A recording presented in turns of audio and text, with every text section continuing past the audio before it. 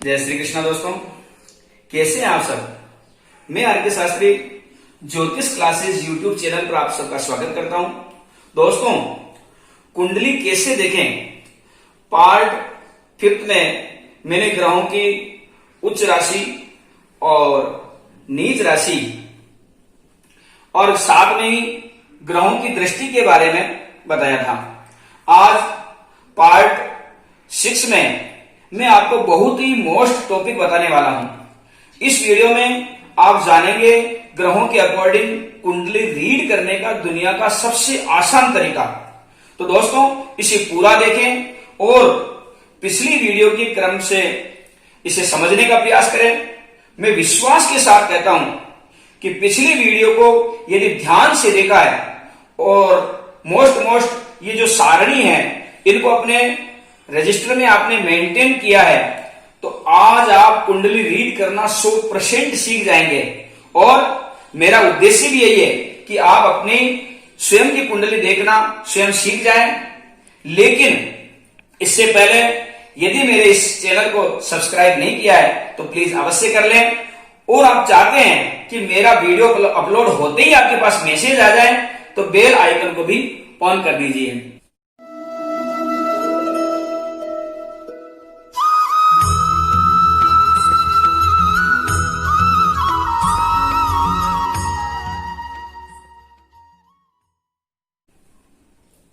दोस्तों, पिछली वीडियो में मैंने ग्रहों की उच्च और नीच राशि और ग्रहों की दृष्टि के बारे में बताया था। अब पहले इसे एक बार वापस से समझ लें। उदाहरण के लिए यहां पर मैंने दृष्टि के बारे में बताया था कि मंगल, बृहस्पति और शनिदेव इनकी विशेष दृष्टियां होती है।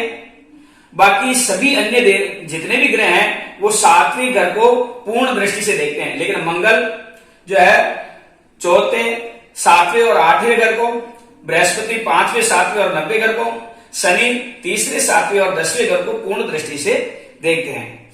अब उदाहरण के लिए जैसे यहां पर शुक्रदेव की बात करें तो जैसे शुक्रदेव जो है यहां पर कुंडली में 12वें घर में बैठे हों शुक्रदेव, और तो इनकी पूर्ण दृष्टि 7वें घर में पड़ी। 1 2 3 4 5 6 7, यहां से 7वां घर आ गया 6th हाउस। ये कन्या राशि है। कन्या राशि के स्वामी बुधदेव हैं। बुधदेव शुक्रदेव के मित्र हैं, फिर भी इस घर में शुक्रदेव अच्छा रिजल्ट नहीं देंगे। शत्रु पक्ष से हानि होगी और रोग आदि से परेशानी बनेगी, क्योंकि शुक्रदेव जो है 6ठे घर को शुक्रदेव कन्या राशि में नीच दृष्टि से देखते हैं। तो यहां पर शुक्रदेव की नीच दृष्टि हो गई। तो ये जो है आप कोई भी कंपटीशन भी फाइट करना चाहते हैं तो उसमें भी सफलता नहीं मिल पाएगी या बहुत अधिक मेहनत करनी पड़ेगी। अब हम मंगल देव की बात करें। माना कि मंगल देव 10th हाउस में है, तो यहां से 7वां घर 1 2 3 4 5 6 7 यानी कुंडली में 4था हाउस और यहां से इनसे 7वां घर, तो ये 4th हाउस चंद्रदेव का है। चंद्रदेव और मंगल देव आपस में बेस्ट फ्रेंड है, इसलिए इस घर में मंगल देव अच्छे रिजल्ट देने चाहिए। लेकिन कर्क राशि में मंगल देव नीच के होते हैं, मकर राशि में उच्च के होते हैं। तो कर्क राशि में मंगल देव नीच दृष्टि है, इसलिए मंगल देव अपनी दशा अंतर्दशा में माता का सुख, मकान, प्रॉपर्टी, वाहन, सवारी आदि का सुख, इसमें खराब ही रिजल्ट देंगे। इसी प्रकार से बाकी ग्रहों के बारे में भी समझना चाहिए। अब बहुत सारे पूछते हैं, किसी के मन में आता है कि कोई घर खाली हो तो उसमें कोई भी ग्रह नहीं हो तो उस घर का रिजल्ट कैसे देखें। तो मैं आपको बता देना चाहता हूं कि कोई भी घर खाली नहीं होता, उसमें कोई न कोई नंबर अवश्य होते हैं। वह उस घर की राशि होती है, उस राशि के स्वामी के अकॉर्डिंग जो है रिजल्ट देखते हैं। दोस्तों, मैं चाहता हूं कि इस पार्ट में आपके सारे डाउट क्लियर हो जाएं और आपको कुंडली विवेचन करना आ जाए, क्योंकि यदि ग्रहों के अकॉर्डिंग कुंडली विवेचन करना सीख जाएंगे तो आप स्वयं देख सकेंगे और कि कौन कौन से ग्रहों की दशा चल रही है, आगे कैसा समय आने वाला है। तो जो ग्रह खराब रिजल्ट देने वाले हैं उनके आप मंत्र जाप कर सकते हैं, उनके अकॉर्डिंग रत्न धारण कर सकते हैं, इस प्रकार से उपाय करके उनकी स्थिति में आप सुधार कर सकते हैं। ये सभी आगे मैं डिटेल से बताने वाला हूं। तो कुंडली देखने के लिए हमें क्या क्या चीजें आवश्यक है वो एक बार फिर मैं क्लियर कर देता हूं। देखिए, कुंडली में सबसे नंबर 1 राशि और ग्रह, और ये जो दिए हैं ये भाव कहलाते हैं। इन भावों को देखना, राशियों और राशियों के स्वामी को देखना, ग्रहों की डिग्री के बारे में देखना, उसके बाद में जो है ग्रहों के मित्र और शत्रु, ग्रहों की उच्च राशि और नीच राशि, और ग्रहों की दृष्टि, और इसी प्रकार से ग्रहों के गोचर और दशा, इन सबको समझना आवश्यक है। सबसे पहले चलते हैं अपन राशि और उसके भाव। कुंडली में सबसे पहले हम देखते हैं कि कुंडली में भाव यानी राशि, ये पहला भाव, दूसरा भाव, तीसरा भाव, चौथा भाव, पांचवा, छठा, सातवां, आठवां, नौवां, 10वां, 11वां और 12वां, ये भाव हुए। लेकिन जहां पर कोई राशि यहां पर मेंशन है, तो जैसे कि ये पहला भाव है लेकिन यहां पर 12 लिखा है, तो ये जो है पहला भाव है, लेकिन ये राशि यहां पर जो है मीन राशि हो गई। तो मीन राशि के स्वामी कौन हुए? बृहस्पति देव। अब जैसे फर्स्ट हाउस है, इसमें जैसे 2 लिखा है, तो ये हो गई वृषभ राशि। अब यहां हाउस तो फर्स्ट रहेगा, लेकिन हाउस कभी चेंज नहीं होते हैं, राशियां चेंज होती है। फर्स्ट हाउस में 2 लिखा है, तो ये वृषभ राशि हो गई। इसके स्वामी जो है वृषभ राशि के शुक्रदेव हो गए। ऐसे ही इन सभी भावों में इनकी राशियों को समझ लें। अब एग्जाम्पल के तौर पर मान लीजिए यहां पर लगन में 5 लिखा है, तो कौन सी राशि हो गई? ये हो गई सिंह राशि। तो यहां पर 6 हो जाएगा, या 7 या 8 या 9 या 10 या 11 या 12 या 1 2 3 और 4, ये इस प्रकार से ये नंबर्स हो जाएंगे, ये सीरीज हो जाएगी। अब यहां पर फर्स्ट हाउस में 5 लिखा है, तो लग्नेश कौन हो जाएंगे? सूर्य देव। और अगर फर्स्ट देव जो हाउस है उसमें 10 नंबर लिखा है, माना कि 10 लिखा है, तो ये इसके लग्नेश हो जाएंगे शनिदेव, क्योंकि 10 यानी मकर राशि के कौन स्वामी? शनिदेव। ये चार्ट में आप देख लें, मकर और कुंभ राशि के स्वामी शनिदेव है। तो इनका चरित्र, इनका स्वभाव मकर राशि और शनिदेव के अकॉर्डिंग होगा। अब यहां पर 10 है, तो यहां पर क्या हो जाएगा? 11। तो यह भी शनिदेव का जो है हाउस हो जाएगा। धन, कुटुंब, परिवार का जो सुख है उसका घर, इसके स्वामी भी शनिदेव होंगे। इसके बाद में तीसरा, यहां पर 11 आ गया, तो यहां पर आ गया 12। तो तीसरा घर उसमें जो है राशि होगी मीन राशि। मीन राशि के स्वामी बृहस्पति देव हुए। इसके बाद में चौथे हाउस में यहां पर वापस 1 आ जाएगा, यानी कि मेष राशि हो गई। और मेष राशि के स्वामी यहां पर हो जाएंगे मंगल देव। तो माता, मकान, प्रॉपर्टी, वाहन, इनका जो डिपार्टमेंट है वो मिल जाएगा मंगल देव को। तो इस प्रकार से हम सभी 12 राशि और 12 भावों के मालिक को समझ सकते हैं, कौन सा डिपार्टमेंट जो है किस ग्रह को मिला, ये सब समझ सकते हैं। अब जो है आते हैं दूसरे नंबर पर डिग्री। अब डिग्री यानी अंश, कौन सा ग्रह कितने डिग्री है, कितने अंश है, क्योंकि ग्रह डिग्री के अकॉर्डिंग फल देते हैं। जैसे 0 से 6 25%, 6 से 12 50%, और 12 से 18 100%, 18 से 24 फिर 50%, 24 से 30 डिग्री तक जो है वापस 25%। 0 या 1 डिग्री है या 29 या 30 डिग्री है तो वो 0% रिजल्ट देगा, यानी नहीं के बराबर रिजल्ट देगा। अब यदि आपकी कुंडली में कोई मारक ग्रह है और वो 0 या 1 डिग्री है तो वो आपके लिए अच्छा है, क्योंकि कोई भी खराब जो है रिजल्ट नहीं देगा। इसी प्रकार से यदि कोई ग्रह योग कारक है लेकिन उसकी डिग्री कम है, तो उसमें पावर नहीं है, तो वह भी योग कारक होते हुए भी अच्छा रिजल्ट नहीं दे पाएंगे। अब तीसरा नंबर अपन चलते हैं ग्रहों की शत्रुता और मित्रता। जो मैंने पहले देवग्रह और दानव ग्रह के रूप में इसको सरलता से मैंने बता दिया था। देवग्रह में जैसे मंगल देव है, सूर्य देव है, चंद्र देव है, बृहस्पति देव है। दानव ग्रह के अंदर जो शुक्र देव, शनि देव, राहु देव और केतु देव, ये देवग्रह आपस में मित्र होते हैं और ये दानव ग्रह आपस में मित्र होते हैं। दानव ग्रह देव ग्रहों से शत्रुता रहती है, देव ग्रहों की दानव ग्रहों से शत्रुता रहती है। ये बुध देव जो है, इनका मंगल देव और चंद्र देव दोनों ही शत्रु हैं, इसके अलावा बाकी सब बुध देव के मित्र हैं। तो ये हो गई मित्रता। अब चौथे नंबर पर अपन चलते हैं गोचर। अब ये गोचर क्या है? वर्तमान ग्रहों की स्थिति जो है वो गोचर कहलाती है। उसके अकॉर्डिंग जो है अपन जो है गोचर कुंडली बना सकते हैं। जब कुंडली ये कुंडली बनाई है, आपकी जन्म कुंडली है, तो जब जन्म हुआ उस समय की कुंडली होती है।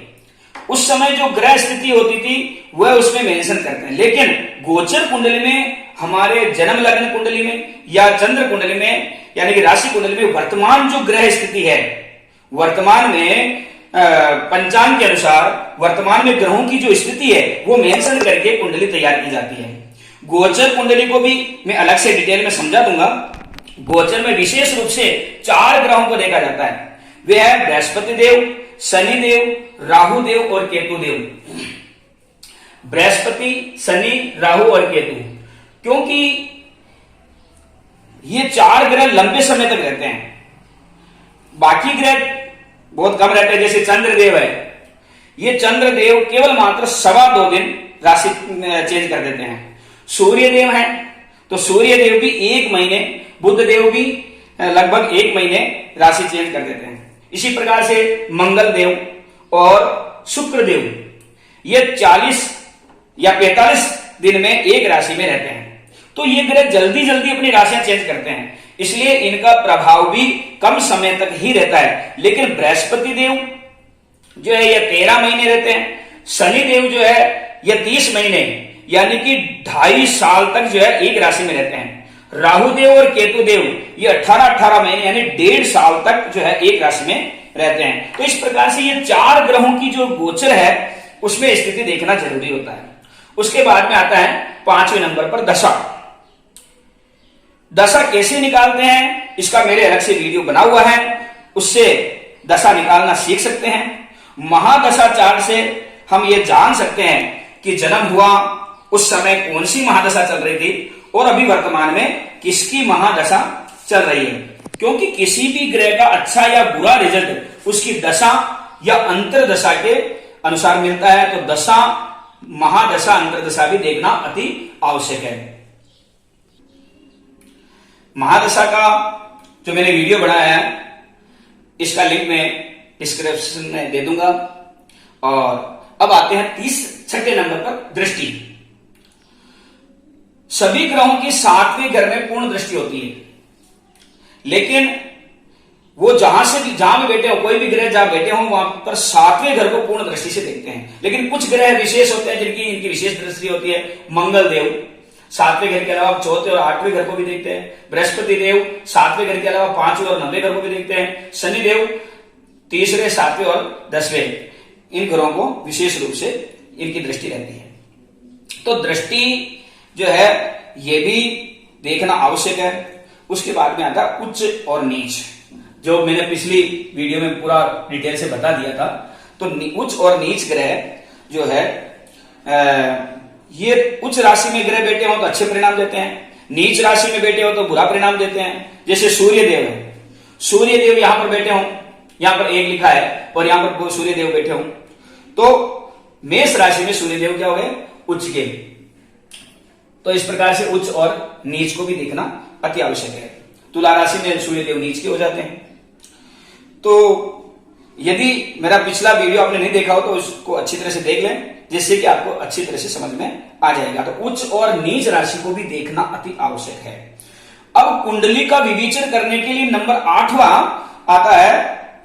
कुछ चीजें और होती है जिनको देखना आवश्यक होता है। ये 7 चीजें तो प्रमुख है ही, इसके साथ साथ कुछ चीजें और है जिनको देखना बहुत ही आवश्यक है। जैसे राशि परिवर्तन योग।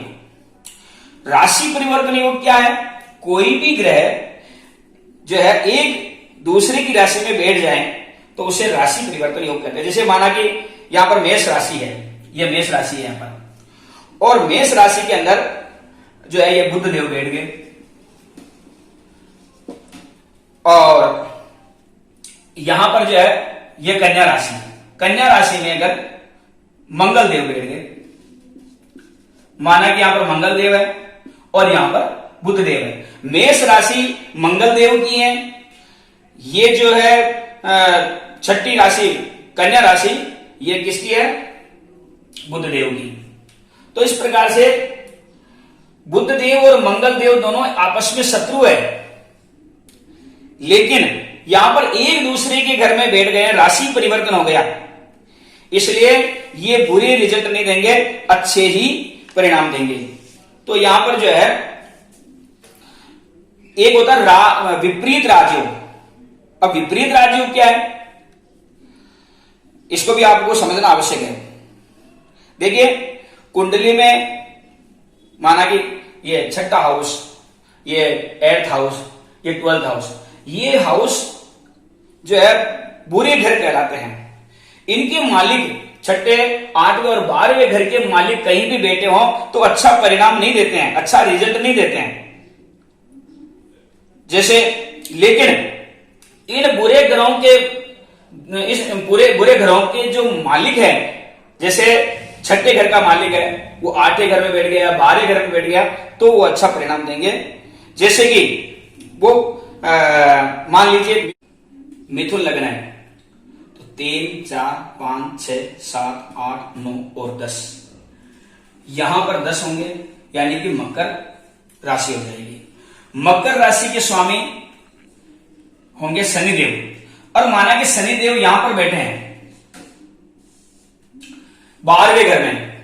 ये घर भी जो अच्छा घर नहीं है, ये 12वां घर भी अच्छा घर नहीं है, लेकिन शनिदेव बुरे घर के मालिक होते हुए भी बुरे घर में बैठे हैं, तो ये अच्छे ही परिणाम देंगे। ये भी एक फार्मूला है। अब है इसके बाद में देखते हैं कि सूर्य के साथ कोई ग्रह है वो अस्त है या नहीं है, क्योंकि ग्रहों की अस्त अवस्था भी देखना आवश्यक है। उसके ऊपर वीडियो अलग से मैं बना दूंगा जिसमें क्लियर हो जाएगा कौन कौन से ग्रह सूर्य के साथ में कितने डिग्री पर अस्त हो जाते हैं। कोई भी ग्रह कुंडली में उच्च का हो या अच्छी कंडीशन में हो, लेकिन वो अस्त हो तो भी कोई परिणाम नहीं देगा। इसलिए कुंडली विवेचन के समय यह भी देखना आवश्यक है कि कोई ग्रह अस्त तो नहीं है। आगे आता है 11वें नंबर पर युति। अब युति का मतलब होता है 2 या 2 से अधिक ग्रहों का किसी एक हाउस में एक साथ बैठना। कई बार 2 की जगह 3, 4, 5 और 6 ग्रह भी एक साथ बैठ जाते हैं, तो इसे युति कहते हैं। जैसे माना कि ये 4th हाउस है, और 4th हाउस में जैसे सूर्य देव, मंगल देव और बुध देव ये एक साथ बैठ गए, तो ये सूर्य के साथ में इनकी ये युति कहलाती है। अब कौन कौन से ग्रह किस किस के साथ में क्या क्या अच्छे या बुरे परिणाम देते हैं, इसके लिए ग्रहों की युति का अलग से मैं वीडियो बनाऊंगा जिसमें आप अच्छे से समझ जाएंगे। उसके बाद में आता प्रतियुति, यानी कोई भी ग्रह किसी स्थान में बैठा है और उसके ठीक सामने यानी 7वें घर में 7th हाउस में कोई ग्रह बैठा हो तो वो प्रतियुति कहलाती है। मान लीजिए कि ये 4th हाउस है, यहां पर सूर्य देव बैठे हैं और इसके ठीक सामने यानी 7वें घर में यहां पर ये मंगल देव बैठे हैं या शुक्र देव बैठे हैं, तो ये सूर्य के साथ में इनकी ये प्रतियुति हो गई। तो इस प्रकार से कुंडली विवेचन करने के लिए इन सभी चीजों को देखना आवश्यक है। तो यदि आपने मेरे सारे वीडियो देख लिए हैं, अच्छे से समझ लिया है और मेरे बताए हुए ये जो चार्ट है वो किसी रजिस्टर में आपने क्रम से उतार लिए हैं, तो कोई भी कुंडली लेकर के आप बैठ जाएं और क्रम से मेरे बताए हुए पॉइंट्स के अकॉर्डिंग उस कुंडली का बारीकी से अध्ययन करें, तो आप धीरे धीरे सब समझ जाएंगे कौन कौन से ग्रह अच्छे परिणाम देंगे, कौन कौन से ग्रह अपनी दशा अंतरदशा में बुरे परिणाम देने वाले हैं।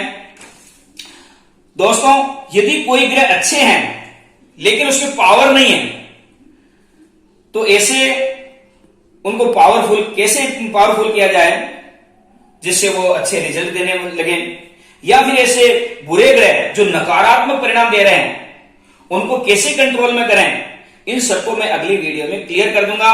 साथ ही उनके उपाय के साथ साथ मैं यह भी बता दूंगा कि कौन कौन से रत्न धारण करने चाहिए और कौन से नहीं।